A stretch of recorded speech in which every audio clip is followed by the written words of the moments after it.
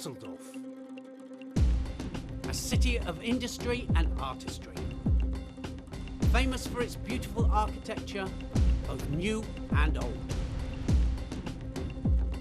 2 weeks ago in Paris, the 2012 International Judo Federation's World Circuit kicked off with a bang in front of the Bercy crowd. But now the fans are ready for their next installment of judo, the Dusseldorf Grand Prix. The Germans loved their judo, and there was a huge interest spanning all 14 weight categories. Fighters had flocked from all around the globe to be part of this great event. Before the tournament began, all eyes were on the official draw. The tension could be cut with a knife, as both fighters and coaches waited nervously for the outcome. With Dusseldorf being the last point-scoring Grand Prix before London, some of judo's biggest names were in action, looking to prove their Olympic credentials. One of the most gifted fighters in the world fights at under 73 kilograms. His name is Wang, world number 2 from Korea, and this year he has Olympic gold in his sights. His preparation so far has involved victories at the Abu Dhabi and Qingdao Grand Prix. But after 2 surprise World Championship defeats, he's changed his judo and now wins smart. At the World Masters in January, he was pushed all the way, winning his semi-final deep into golden score. He then scrapped it out with the world number 1 Nakaya, all the way to flags, which he won, showing the world that he's back where he belongs, on top of the podium. Dusseldorf, and in his opening contest, Wang was tested. His Kazakh opponent attacked, and the referee deliberated. Wazari. Wang was down. How would he respond? How would a true judo champion respond? Ippon. Elation for Wang, but up next was a ghost from the past World Championships defeat, the Frenchman, Legrand. It was he that caught Wang napping in Paris in August, throwing him for Ippon and ending his chances of becoming a triple world champion. This time around, Wang was ready. He didn't give Legrand an inch of space, suffocating him with attack after attack. The Frenchman could do nothing. Unable to keep Wang in front of him long enough to launch an attack, he conceded a decisive penalty, which allowed Wang to see out the fight and book a place in the final. Vindication for Paris, but in the final he would have to beat the current man in form, the Mongolian world number 6, Senjagel, who took gold just 2 weeks ago in Paris in spectacular fashion when he threw Germany's Volk at the very last second.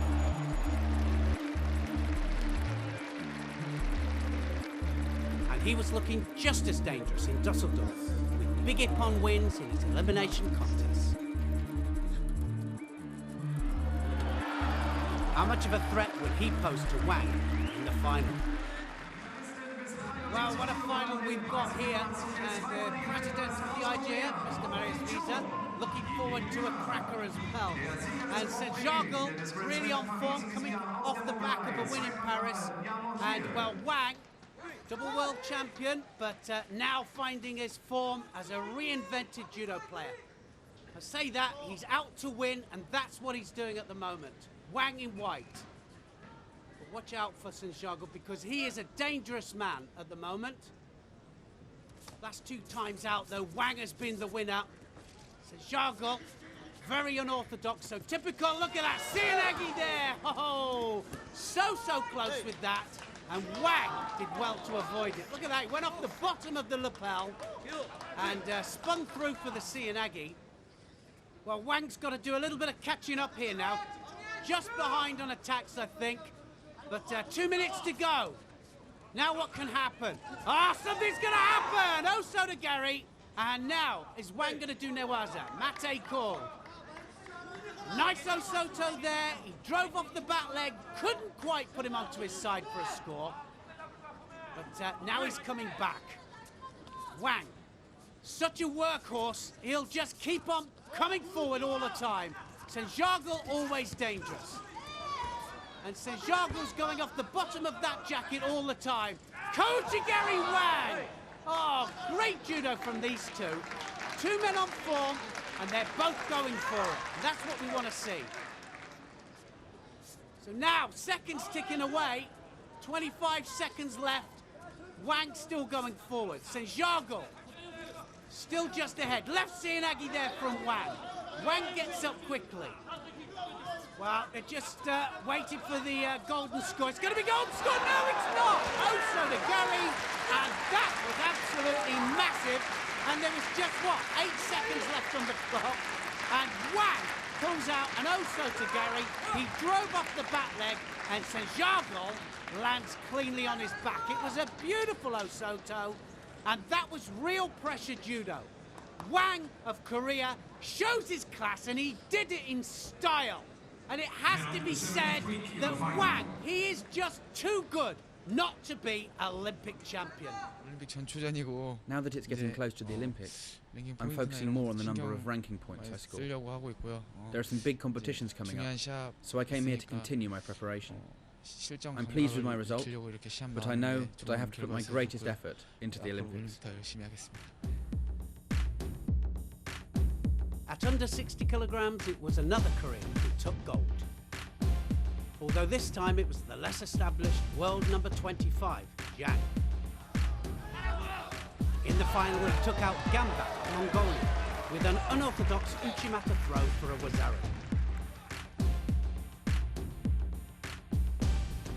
The gold put him up to world number 18 in the rankings. The under 66 kilograms final was won by world number 4 Gadanov of Russia, who triumphed in the final against world number 2 Kashpatar of Mongolia. With a minute and 20 seconds left to go in golden score, the Mongolian attacked. But Gadanov was waiting and counted him to score Wazari and end the contest. In doing so, he leapfrogged him to world number 2, just 18 points shy of fellow Russian Mogushkov at number 1. In the female categories of under 48, under 52 and under 63 kilograms, the absence of world number 1s for Kumi, Nishida and Ueno gave a chance for some of the up-and-coming fighters to show their credentials for an Olympic medal. At under 48 kilograms, the fighter on form was world number 4 Van Snick. She continued her impressive form on the world circuit when she threw Japan's Endo in the final for a Wazari to take her 5th Grand Prix gold. It moved her to within just 54 points of Brazil's number 3 Menezes. One weight up, and it was Japan's Hashimoto who took the under 52 kilos title. Against Russia's Kozyutina in the final, she produced a breathtaking Oso to Gary for Ippon at the top spot. She moved up to number 12 in the rankings, but with the strong Japanese presence in the category, she'll have to wait until 2016 to get her chance at an Olympic medal. At under 63 kilograms, Jung of Korea won a tactical final against her French opponent, dominating the gripping exchanges and winning by a penalty. It moved her up to number 12 in the rankings and within the Olympic qualification. But in action at under 57 kilograms was a fighter that doesn't need to worry about Olympic qualification.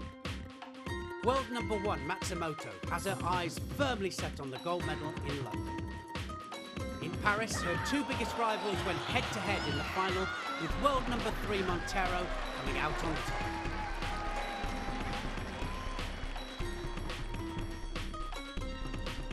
Here in Dusseldorf, Matsumoto was back and she meant business. Using her fantastic skills on the ground to pin the Spaniard Bellerin in her opening bout. Before levelling Germany's Vacha Uchimata in the next. She then used the pin again to immobilise Ghana's Zagedi and make it through to the final. The biggest threat to Matsumoto's Olympic dream comes from inside Japan, and in the final she was up against a young challenger, 17-year-old Yamamoto, double junior world champion, who in the semi-final destroyed Brazil's world number 4 silver with 2 strong Wazari scores. She'd be looking to do the same to her compatriot. On the way out for the final, Matsumoto's face was set. Her goal, to crush this new challenger into submission. But it wasn't easy for her, and she had to rely on her dominant grips and higher attack rate to edge a narrow win on penalties.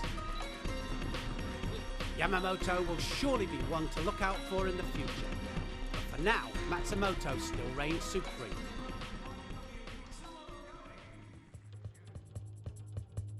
Another world number one in action was Kazakhstan's Rakov at under 100 kilograms. 1 month ago at the World Masters, he seized the top spot, flattening the previous number one Anai and sending the crowd into raptures. He followed it up by winning a unanimous decision against Grohl of the Netherlands in the final to leap to number one. And in Dusseldorf, Rakov looked good, with Ippons against Blashenko of the Ukraine and Darwish of Egypt, using his speciality, the dropping shoulder throw, on his way to the final, where he was looking to defend his title from last year. In his way would be another shoulder throw specialist, the world number 7 Wang of Korea. In his semi-final, he obliterated Russia's Makhmudov to book a final showdown with Rakov, and would be looking to add Dusseldorf to his Grand Prix win from Qingdao in December. He took the number one to golden score, but ultimately couldn't live with Rakov's strength, conceding a decisive penalty and losing the podium to the Kazakh. Another gold for Rakov, who now sits firmly in pole position going into London.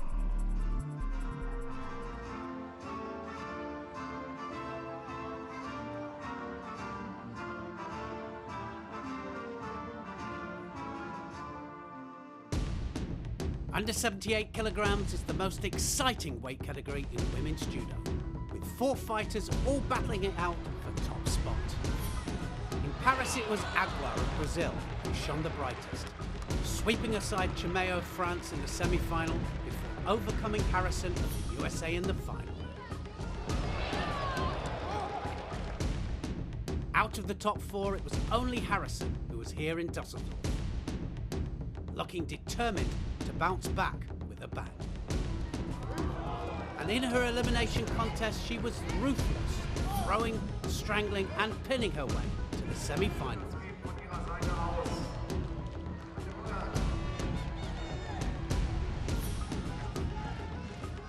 There she came up against the German number 8, Vollant. A dropping shoulder throw for Ippon was enough to put her through. Awaiting her in the final was reigning Olympic champion Yang of China, who had also been looking good throughout the day. The two last fought in the final of Qingdao, where Harrison surprised Yang with a fast Ippon to take the gold.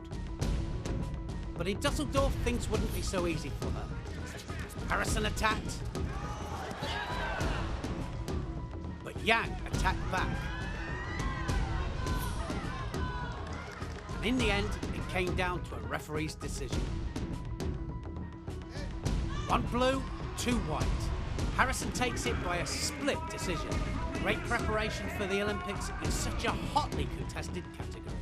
Mayra Aguiar of Brazil, Audrey Chimeo of France, and Ogata of Japan, and then myself. We're the top 4, and we pretty much rotate every medal stand. Depends. I mean, I feel like for the Olympics, we're gonna be the 4. It just depends on what color of the medal we get, you know?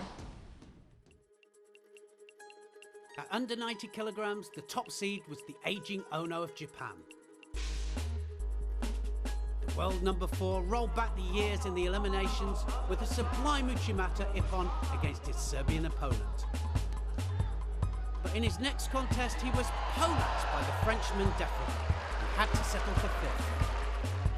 Up against him was the explosive Lipitiliani, winner of the Abu Dhabi Grand Prix. The young Georgian destroyed all comers in his elimination contest with his dynamic hip throws. Which one of them would make it through to the final? Lipitiliani of Georgia in blue is definitely the up-and-coming star of the under-90s, and there was a beautiful drop Sienagi there from him. How dangerous he is, and he's got a massive Surigoshi on the other side as well. It goes both sides, and there's a nice Sumigeshi there from Defreville. So both these fighters really going for it. Lipitiliani, well, he was the winner in Abu Dhabi, and he is definitely a threat to Iliadis, that's for sure. He can go both sides, and he's got massive pickups as well. Tegaruma! And it's Ippon. Beautiful pickup from him. He waited for the right moment, and the right moment is right there. He picked him up, and he rolled him, and that puts him through to the final. In the final, Lipitiliani proved too hot for the Korean Song to handle, attacking far more than his opponent and forcing a crucial penalty to win the match. Lipitiliani is now inside the all-important top 8 for London and is a real danger to anyone in the category.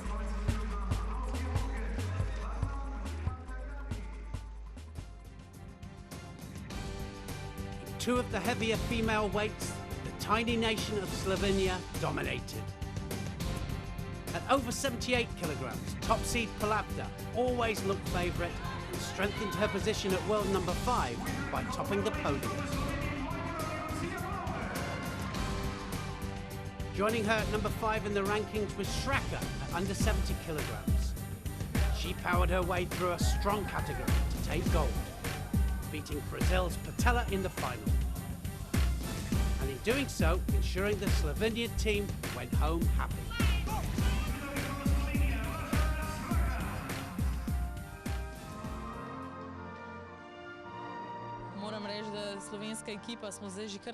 We're used to winning medals, so when we don't achieve that goal, naturally, we feel very disappointed. Of course, yesterday wasn't a good day for our team, which means I'm very happy that today I managed to turn things around with Lucia and we both won gold. It seems Dusseldorf is lucky for us. But it's the home nation that really hungers for gold.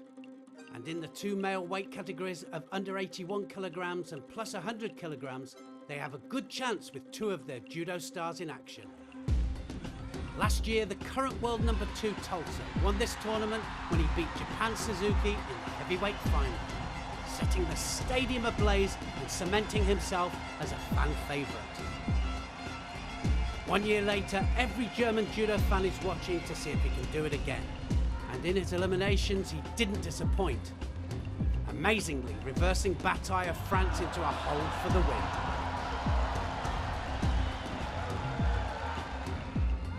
A Wazari against Ukraine's Bondarenko, and things were really hotting up. And then the Ippon, the crowd ignited. Tulsa through to the final, another German star was looking to ride the home support and join him. His name was Bischoff, the reigning Olympic champion at under 81 kilograms, who is coming into form perhaps just in time to defend his title, having taken gold in Paris. And he also looked good, with a flashy Ojigari Ippon against Sadaj of Slovenia.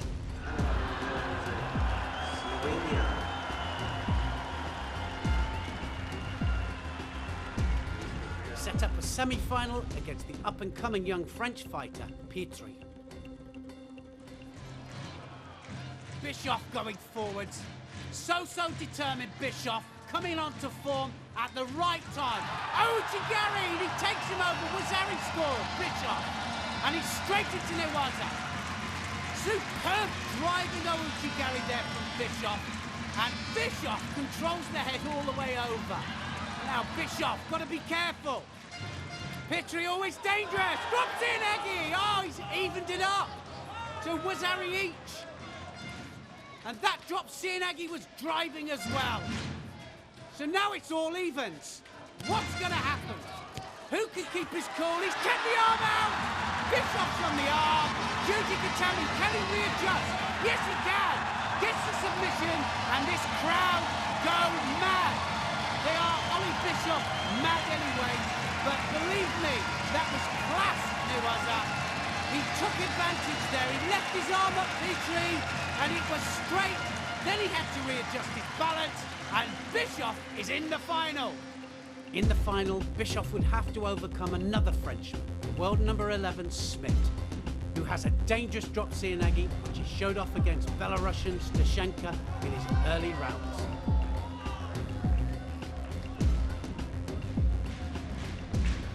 Schmidt, very dangerous, left Sienagi and right, goes both ways, but so does Ollie Bischoff. And look at that! Oh, he controlled the head there for that takedown.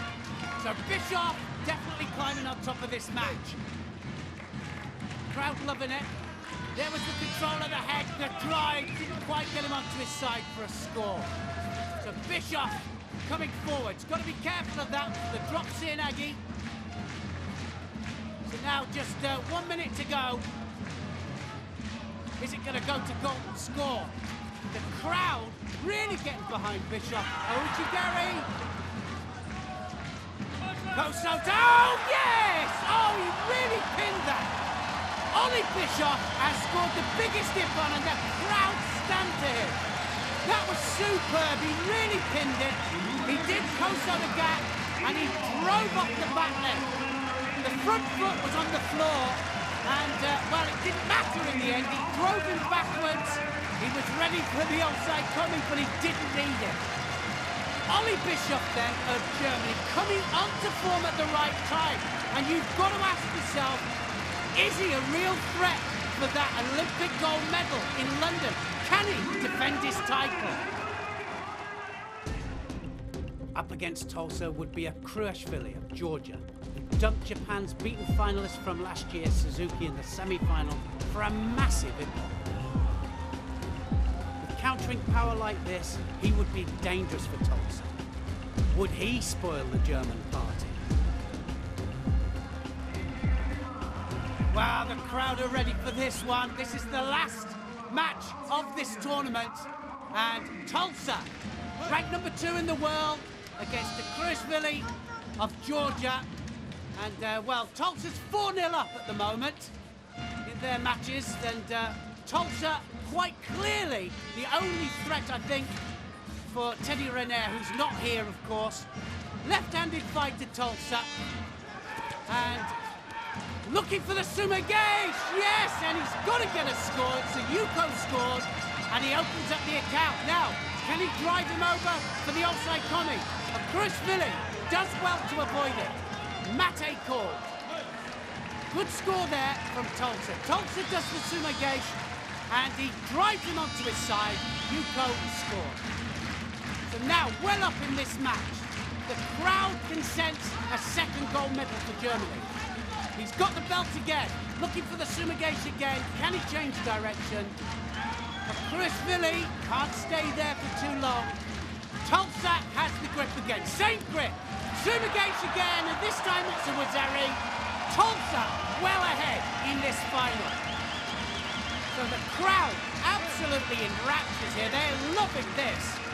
They know that it's on the cards. There's the Sumagage. Not quite an ippon, but he had control of the back, and it was a Wazari score. So now, 5 seconds left, and the crowd are counting him down. 4, 3, 2, 1, it's all over, and he's got their second gold medal. Head and shoulders above the rest, but really, can he offer a real threat to Renier in London? 2 gold medals for Germany. It was great to fight here at Düsseldorf. I love winning. And I love winning here in front of our home crowd. And I'm glad to be here as a winner together with Andreas. That's it from Dusseldorf. Wang came out on top again. This time, he did it in style. Matsumoto is on target, sweeping aside all opposition. 2 German heroes gave the crowd something to cheer about. But will they be heroes again in London? Join us in 2 months' time for Judo Crazy Azerbaijan, Baku and Prix.